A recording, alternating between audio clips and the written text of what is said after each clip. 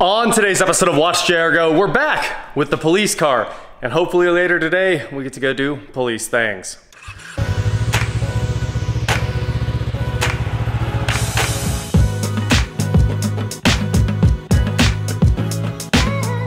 What is going on, guys? I am WatchJRGo, and today I am here with the Crown Vic Police Interceptor the Weston Champlin gave me so I could fix. And when we're done with it, we are gonna take it back down there and hopefully troll him the way he's trolled me before. If you guys remember, there was a really old episode before he bought this whole police department's fleet. He bought a Charger that was a full police kitted out one. And then he followed me for like 20 miles going home. And I did 5 under the speed limit the whole way thinking it was a state trooper. And guess what? I stopped at the gas station at the end of the trek and he pulled in beside me and goes, "Well, what are you doing?" And I was like, "I hate you more than anything in the world." So that was exciting, but we're gonna get him back. We're gonna go do the exact same thing to him, and he probably will never know it's us as long as we get this fixed before he sees it. So, fuel pump. We are pretty sure it is the fuel pump on this thing. Now, I wanna do a little bit more testing today because obviously, like he said, he just put a fuel pump in it. The old one is actually in the new box right over there. It was a precision fuel pump, and he said he put it in and it didn't run. So we have a new fuel pump standing by at O'Reilly's to go in this thing if that's really the problem. Now I think it is.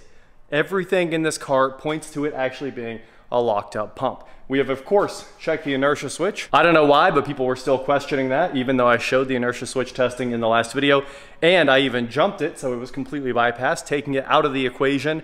The only thing left that I don't know about is the fuel pump driver module. I didn't know these had some kind of computer controlled driver module that has nothing to do with the pump assembly. Apparently, it's under the parcel shelf in here. Okay, we got speakers. It's a fuel pump driver module. Look at that, Ford Motor Company right there. That module mounted to the back of the seat is what actually controls the fuel pump. And I went and grabbed the wiring diagram for this because I wanted to be sure before I did the insane fuel pump job. And I'm gonna try to feed some power to the pump from those wires and see if we can get that to maybe kick it off. Now, the fuel pump driver module isn't the only thing we need to check out on this car. A few of you pointed out that that box that I saw underneath the front of this thing, it wasn't a security system. A few of you said just go look for this name. And I thought it said EMCO on it. It turns out it's Tempco. That's the brand, and it's called like a Timco or a Tempco secure idle system. And what that allows you to do is leave the car running all the time, as police cars always are. They're like infinitely idling. You push this button that I showed you guys last time, and that turns on a relay that basically tells the car the key is still in the ignition, and you can pull the key out and leave. They brag that 0 police cars have ever been stolen while using secure idle. If the car was stolen in secure idle mode, why would they report that to the company? That's just a weird statistic. Maybe it's true, maybe it's not, who knows? So, it does have secure idle. I don't think that's getting in the way though, because the way I read the manual, I went and pulled up the PDF that they have on that, it seems like it has nothing to do with starting it, and there is a reset procedure. So I tried it 2 seconds ago, I pushed the button, held it down, and then tried to crank it, no change. And obviously, as you guys saw, we used the Autel, commanded the fuel pump on, which should have bypassed any of that, and it still didn't turn on. So there's nothing in between the fuel pump and the fuel pump driver module. And since I keep hearing that click, I'm pretty sure that's not the issue. Which leaves us at the fuel pump driver module. And what we're gonna do is just hook power directly to the pump. If the pump runs, it's the fuel pump driver module. If the pump doesn't run, it's the pump. Here is your troubleshooting guide for the Crown Vic fuel system. Everything you need to know is right here. Hey, look at the laser for the Face ID. Anyway, battery junction box, always hot, feeds the fuel pump relay. Coming out of the fuel pump relay, we have red and black. There is the inertia fuel shutoff switch, and coming out of the fuel shutoff switch is white. So, coming over here, that red and black, it's coming from the front of the car. That white is coming out of the inertia switch. Without power to that from the fuel pump relay, then you've got nothing, right? So start with the relay, then move on to the inertia switch, and then move on to your fuel pump driver module. Coming into the driver module, you can see we have that wire, 866, is picked up right here at the fuel pump driver module as white. So white is 12 volt pause to the FDM. And coming out of that, we got a few cool things like ECU control right there, a ground on black, and pink, black, and brown, white feed the fuel pump motor.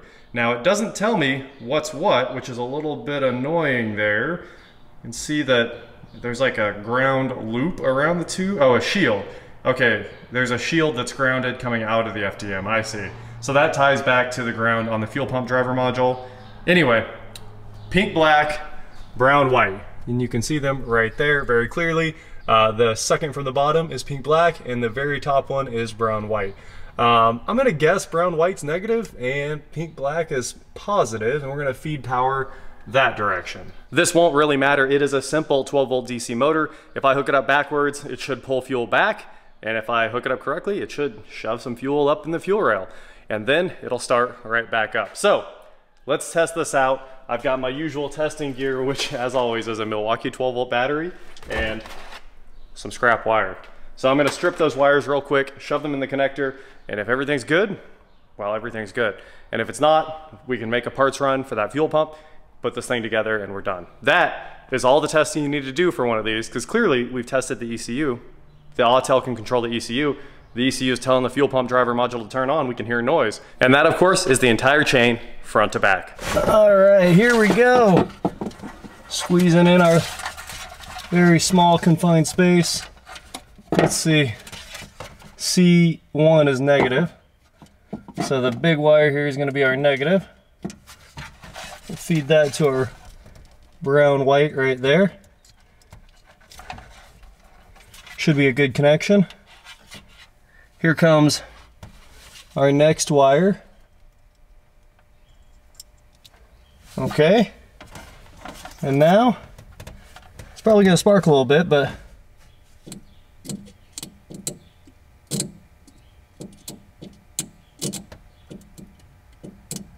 yeah, that pump's locked up. You can hear it just going click, click, click, click, click. And that wire got a little bit warm. So, obviously if you're gonna do this, don't just shove it in there and leave it without a fuse. You're kind of playing with fire. So, I think the fuel pump driver module is totally good. And now we get to figure out how to get this wire up out of here and disconnect the connectors down to the pump. So, there's a big rubber boot right here. We gotta get that free. And with a little bit of persuasion there, I had to kind of work that through that small hole. That is the actual connector to the pump right there. I'll grab my pocket screwdriver. We'll get the connector free and we're ready to pull this thing right on out of here. So far, the only progress we've made is getting the quick disconnect off the pump up there. And now I'm on to the next quick disconnect here on the fuel filter. Oh, gross. That fuel is nasty. Absolutely nasty. Now the input to the fuel filter does not want to come off, so I'm gonna have to keep working on that, spraying some penetrating oil in there, and then just kind of prying the clip off.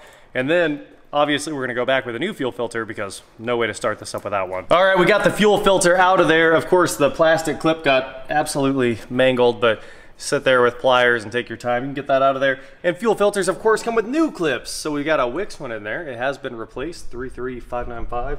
We'll grab a new one of those, and we need to go grab our new fuel pump.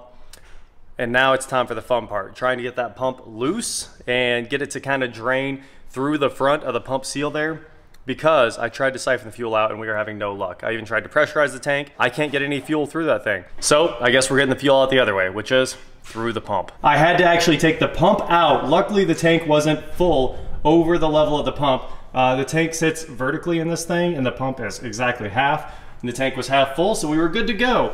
Take a look at the fuel coming out of this tank. I don't know how I always end up with these cars. That is absolutely nasty. Anyway, got the siphon started. I'm sure it's gonna take a minute to empty this thing out, but after that, we should be ready to drop the tank. And honestly, this trash had to go. It's definitely not good to run the car on fuel that looks like that. That is gross. The pump is finally out. Let's jump underneath this thing. I'm gonna show you guys what went down to make that happen. This took a long time. It was a lot of time draining down the tank. Obviously, you guys saw that nasty, nasty fuel coming out. We finally got it all out and we got the straps loose. 2 bolts hold the straps up, and we did not take the tank out of the car. So I'm gonna show you exactly how we did it without actually pulling the tank. Some people say you have to. You don't. So if you're underneath your Crown Vic looking up at the tank, you can see the straps are hanging down right here. There's a bolt in each one of those. You gotta get them loose and then bend them down and out of the way, and then you can kind of work the pump out. You can see the hole for the pump there. You have to lift the tank up, over, and sideways with your knees, and while you're kind of wiggling that around, you got to get the pump past the exhaust. Now that's the tricky part there. Obviously you don't want to bend the sender. So we managed to make all that happen. Eric got under here and I maneuvered it for a while, and then he kept maneuvering it, and eventually we got it out without having to bend anything or drop the actual tank. So that is how it's done. And the other thing is the evap solenoid or sensor. I'll show you guys that right now. On top of the tank right there, you guys see that black like vinyl line. There's a pressure transducer, or I think that's all it is. For the evap system right there, you have to get that off. It's tied into the pump's harness. So now the pump is out. It's nasty. Kind of funny, this is a brand new pump. You can see how brand new the wires look, and the pump itself looks absolutely horrible. And we are here at O'Reilly's to grab the new fuel pump for the Crown Vic and a fuel filter, and hopefully we get this thing back together and running tonight. What's going on, guys? How you doing? Pretty good. All right, we got a new fuel pump, we got a battery. This thing's ready to go. So I'm excited to get it back home, stop at the gas station, and put some fresh gas in this. It's gonna make all the difference. Thanks, Oscar. Yep. Get your game face on, boys. We have the correct battery for the Crown Vic here. So this should line right up, unlike the AGM I had that I had to steal out of another project. I'm gonna need 2 hands to put this thing in here. We're gonna hook it up, and we should be ready to rock and roll as soon as we put in the new fuel pump and the filter. The new battery is in, and of course, we can cover the fuse box back up. We now know that was never the problem. And I brought a bunch of fuses with me. Every time this thing gets unhooked, it turns the radio back on. Kind of weird. Now, what do we need a bunch of fuses for, you might ask? Well, for the most important part of the whole car. We are gonna repopulate that fuse block right there, and this thing is going to work again. Everything's gonna work. Lights, siren, it's gonna be awesome. All right, well, we have fuses back in the main distribution block here, but unfortunately, every time I try to turn on the strobes, nothing happens. Oh, you think you got it?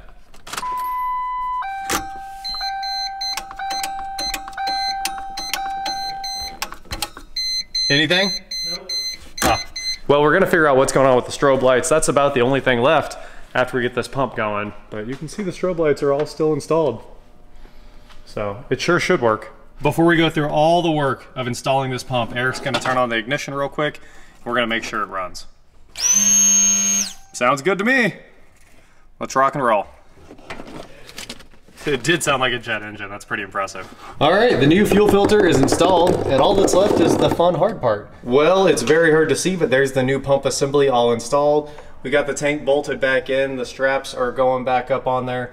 And now it's time to plug in the power and hook up the feed line here.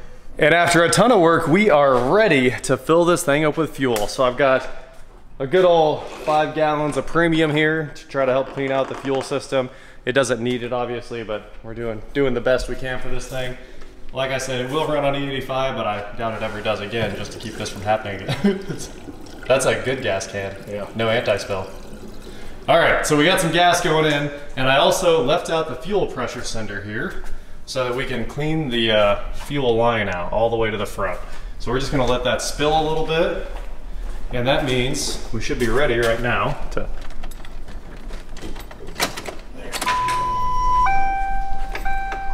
pump ran. I don't know if it's overflowing at all, but you can hear the pump.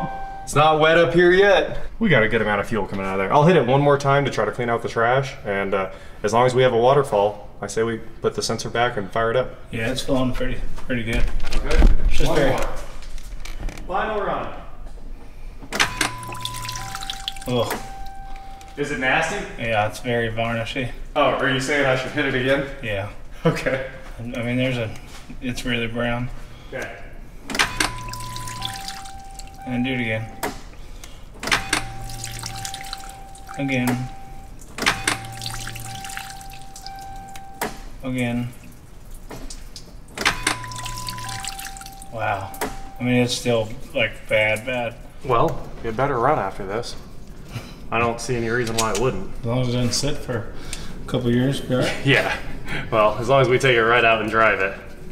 I guess I'm gonna take the air blowgun, blast all this extra fuel off, just to be safe. You know. Just on that side, with all that dry grass in there. Yeah, it was a lot of gas with the grass. Yeah. And we'll tighten this thing down and